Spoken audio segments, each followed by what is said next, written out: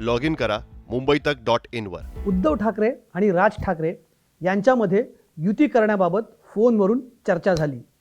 दुसऱ्या दिवशी बैठक घ्यायचं देखील ठरलं. दुसऱ्या दिवशी बैठक झाली का, युतीची चर्चा झाली का, याच बाबतचा किस्सा आज मी तुम्हाला महाराष्ट्र डायरीच्या या एपिसोडमध्ये सांगणार आहे.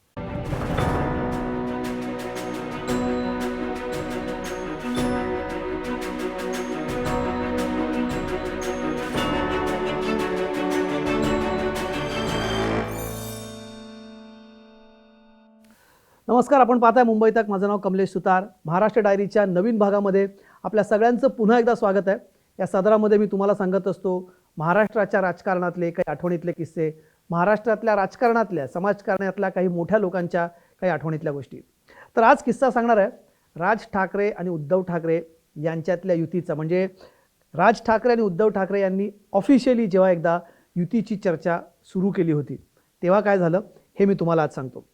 तर 2014ला नुकतीच लोकसभेची निवडणूक झाली होती. देशभर नरेंद्र मोदी यांची लाट होती आणि भारतीय जनता पक्षाच्या नेतृत्वाखाली NDAचं सरकार केंद्रात आलं होतं.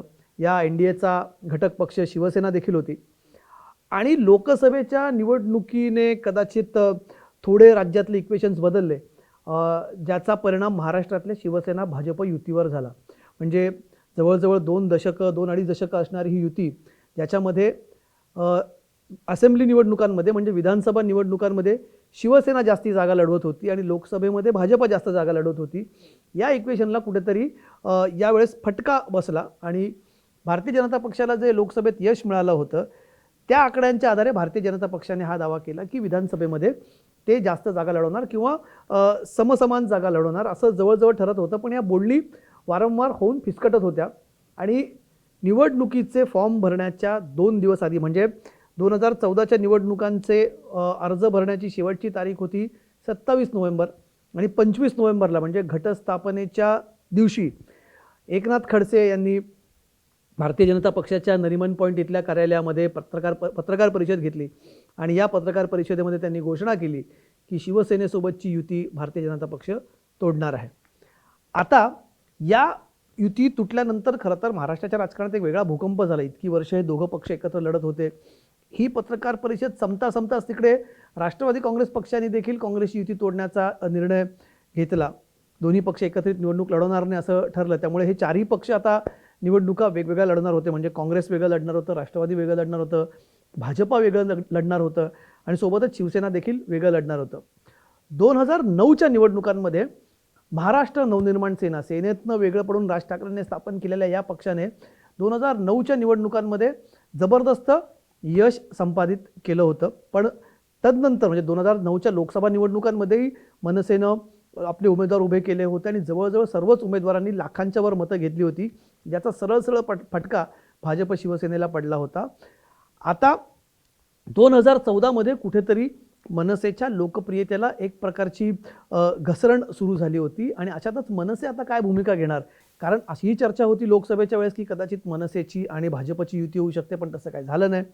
त्यामुळे आता तरी मनसे आणि शिवसेना एकत्र येणार का अशी जोरदार चर्चा तेव्हा सुरू होती. खरं तर यापूर्वी अनेकदा अशी चर्चा झाली होती. ऑफिशियली सुद्धा थोडे बहुत प्रयत्न त्याआधी झाले होते. म्हणजे बाळासाहेब हयात असताना बाळासाहेबांच्या सामनामध्ये एका संपादकीयमध्ये या चिमण्यांनो परत फिरारे असा एक अग्रलेख होता, जी एक भावनिक साध होती राज ठाकरेंना परत येण्यासाठी. परत एकदा माझ्या मते उद्धव ठाकरेंनी सामनाला मुलाखत दिली होती, एक त्यांची मॅरेथॉन मुलाखत जी असते संजय राऊत घेतात ती. त्याच्यात त्यांनी टाळीसाठी हात पुढे केला होता, पण युतीच्या चर्चा अशा वृत्तपत्रांना दिलेल्या मुलाखतींमधून होत नाही असं म्हणत राज ठाकरेंनी एक प्रकारे हा प्रस्ताव धुडकावला होता. त्यानंतर खरं तर अनेकांनी प्रयत्न केला की हे दोन बंधू एकत्र यावे. राज ठाकरेंनी भलेही शिवसेनेत परत येणं शक्य नसेल तरी दोन्ही पक्षांनी हातमिळवणी करावी, युती करावी अशी मागणी होत होती. काही लोकांनी तर संघटना काढून या आशयाच्या दोघं बंधूंनी एकत्र येण्यासाठी कार्यक्रम घेतले. असं सगळं होत असताना मात्र ऑफिशियली पहिल्यांदा हा प्रयत्न झाला 2014ला. 25 सप्टेंबर 2014ला म्हणजे युती तुटली आणि त्या दिवशी रात्री राज ठाकरे आणि उद्धव ठाकरे यांच्यात युतीबाबत पहिल्यांदा ऑफिशियली चर्चा झाली. खरं तर याची सुरुवात आधीच झाली होती. ठाकरे परिवाराचे अत्यंत निकटवर्तीय मानले जाणारे एक वृत्तपत्र विक्रेते खूप मोठे आहेत. ते संघटनेचे अध्यक्षही राहिलेत बाजीराव दांगट. आणि त्यांचा आणि ठाकरे परिवाराचा म्हणजे राज ठाकरे, उद्धव ठाकरे अगदी लहान असतील तेव्हापासूनचा त्यांच्याशी संबंध होता. एकदा राज ठाकरे आजारी असताना ते त्यांना भेटायला गेले होते आणि त्यांनी राज ठाकरेंना विचारणा केली होती की तुम्ही दोघं एकत्र का येत नाहीत, हवं तर मी बोलतो, मी मध्यस्थी करतो, असं त्यांनी तिथे सुचवलं.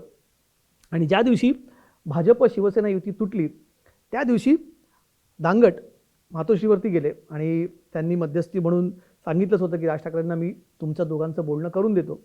आणि मातोश्रीवरून दांगट यांनी उद्धव ठाकरे आणि राज ठाकरे यांचं बोलणं करून दिलं. झालेला प्रकार उद्धव ठाकरे यांनी सांगितला. राज ठाकरेंनी त्यांना सांगितलं की भारतीय जनता पक्ष युती तोडण्याच्या भूमिकेतच आहे. हे जवळजवळ त्यांच्या एकूण स्टँडमधनं राजकीय भूमिकेतून दिसत होतं. पण आता पुढे काय करायचं या दृष्टीने दोन्ही बंधूंमध्ये त्या रात्री चर्चा झाली. ठरलं असं की दोन्ही पक्षांनी दुसऱ्या दिवशी चर्चा करायची आणि एक बेसिक चर्चाही झाली की येणाऱ्या निवडणुकांमध्ये एकमेकांवरती टीका करू नये, एकमेकांवरती चिखलफेक करू नये, चर्चा व्हावी आणि बाकी इतर गोष्टी ठरवून करता येतील. राज ठाकरे आणि उद्धव ठाकरे यांच्यात अशी चर्चा झाली की आपल्या दोघांकडनं एक एक व्यक्ती नियुक्त करण्यात यावी, ज्यांच्यामध्ये ही प्राथमिक चर्चा आपण करू आणि मग फायनल चर्चा जी असेल, अखेरची चर्चा असेल ती आपण त्याच्यावरती अखेरचं शिक्कामोर्तब करू.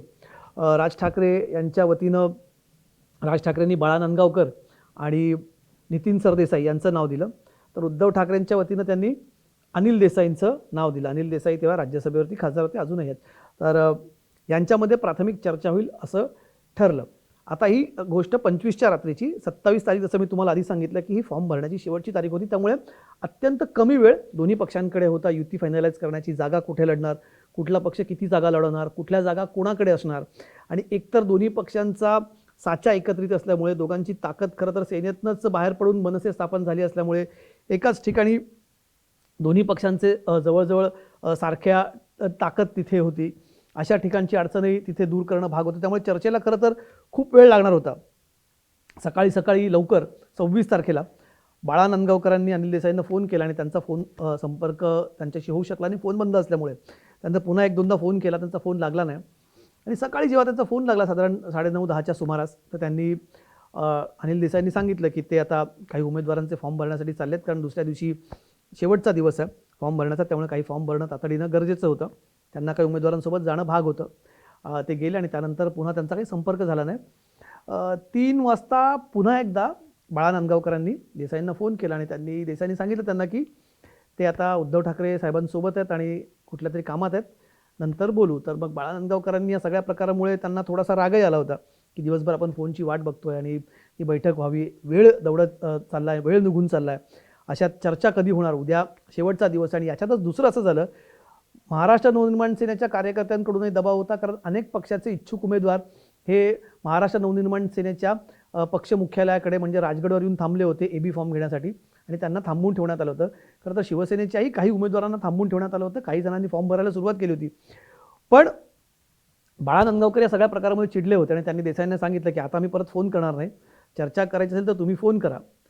आणि तो पुढचा फोन काही आला नाही. संध्याकाळी 5पर्यंत महाराष्ट्र नवनिर्माण सेनेच्या कार्यालयात अनेक जण तिथे ही बैठक होईल, चर्चा होईल याची वाट बघत होते, पण ही चर्चा काही झाली नाही. आणि मग मनसेने आपल्या इच्छुक उमेदवारांना एबी फॉर्मचं वाटप सुरू केलं. आता झालं असं की शिवसेनेच्या इथे महाराष्ट्र नवनिर्माण सेनेच्या सर्व नेत्यांना राज ठाकरे पकडून सगळ्यांना खूप राग आला की आपण चर्चेसाठी काल ठरलं होतं की चर्चा करायची, युतीची प्राथमिक बोलली तसं म्हणायला सुरुवात झाली होती आणि अचानक आज सकाळपासून अजिबातच चर्चेमध्ये रस दाखवत नाही आहेत, चर्चाच करायला तयार नाही. आपण समोरनं फोन केले आणि समोरनं पॉझिटिव्ह असा रिस्पॉन्स मिळत नाही, तर हे का सगळं होतं? तर शिवसेनेकडनं साधारणपणे असं होतं की शिवसेनेने भारतीय जनता पक्षाची युती होईल साधारणपणे असं गृहीत धरून आपापल्या जागा ठरवल्या होत्या. आता इतक्या ठिकाणी जागा लढवायच्या आणि अचानकच समोर आलेलं हे संकट खरं शिवसेनेसमोर होतं.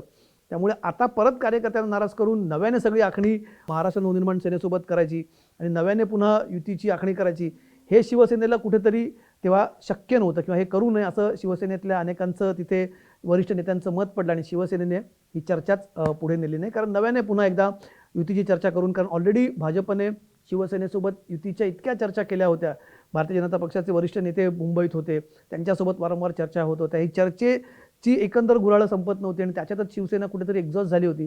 नव्याने पुन्हा चर्चा करून आता एक युती करू नये आणि रिस्क म्हणून आपण वेगळं लढावं असं ठरलं. पण याचा फटका कुठेतरी महाराष्ट्र नवनिर्माण सेनेला बसला आणि या निवडणुकीत खरं तर महाराष्ट्र नवनिर्माण सेनेचा कदाचित एकच आमदार निवडून आले. कदाचित पुणे जिल्ह्यात त्यांचे एकच आमदार निवडून आले आणि त्या खरं तर एक होऊ घातलेली युती त्यावेळेस होऊ शकली नाही. पहिल्यांदा राज ठाकरे आणि उद्धव ठाकरे यांच्यात अधिकृतरित्या युतीची चर्चा सुरुवात झाली, पण ही चर्चा पुढे जाण्याआधीच ही चर्चा फिसकटली आणि ठाकरे बंधू एकत्र येता येता राहिले. गेल्या काही दिवसांपूर्वी पुन्हा एकदा ही चर्चा सुरू झाली. राज ठाकरेंना एका मुलाखतीत विचारलं गेलं की ठाकरे बंधू पुन्हा एकत्र येणार का, उद्धवराज एकत्र येऊ शकतात का. त्यावर केवळ परमेश्वरालाच ठाऊक असं उत्तर त्यांनी दिलं, पण शक्यता त्यांनी अजिबात नाकारली नाही. पण या निमित्तानं या प्रसंगाची आठवण झाली, हा किस्सा आठवला जेव्हा हे दोन्ही बंधू एकत्र येता येता राहून गेले. थोडक्यात सुरू झालेली ही युतीची चर्चा तिथल्या तिथे फिसकटली. साधारण 24 तासातच हा सगळा खेळ झाला आणि ठाकरे बंधू एकत्र येता येता राहिले. आणि आज या चर्चेनिमित्तानं पुन्हा एकदा किस्सा आठवला म्हणून महाराष्ट्र डायरीच्या या एपिसोडमध्ये तो आपल्यासोबत शेअर केला. यासारखेच राजकारणातले अनेक किस्से आठवणी मी आपल्यासोबत या सदरात शेअर करत राहील. आपण बघत राहा मुंबई तक. मुंबई तकच्या यूट्यूब चॅनलच्या प्लेलिस्टमध्ये आपण जाऊ शकता. प्लेलिस्टमध्ये तुम्हाला महाराष्ट्र डायरीचे इतरही जुने एपिसोड्स एकत्रित बघायला मिळतील. तुम्हाला कुठल्या प्रकारचे किस्से या कार्यक्रमात ऐकायला आवडतील ते तुम्ही कमेंट बॉक्समध्ये सांगू शकता. तुमच्या माहितीत असा एखादा राजकारणाचा किस्सा असेल तर तोही आम्हाला कमेंट बॉक्समध्ये नक्कीच कळवा. शो कसा वाटतो तेही आम्हाला आपण कमेंट बॉक्समध्ये कळवू शकता. मुंबई तकच्या यूट्यूब चॅनलला लाईक करा, शेअर करा, सबस्क्राईब करा. ट्विटर आणि फेसबुकवरती मुंबई तकला फॉलो करा आणि ताज्या बातम्यांसाठी आणि अपडेटसाठी लॉग इन करा mumbaitak.in वरती. धन्यवाद. लॉग इन करा mumbaitak.in वर.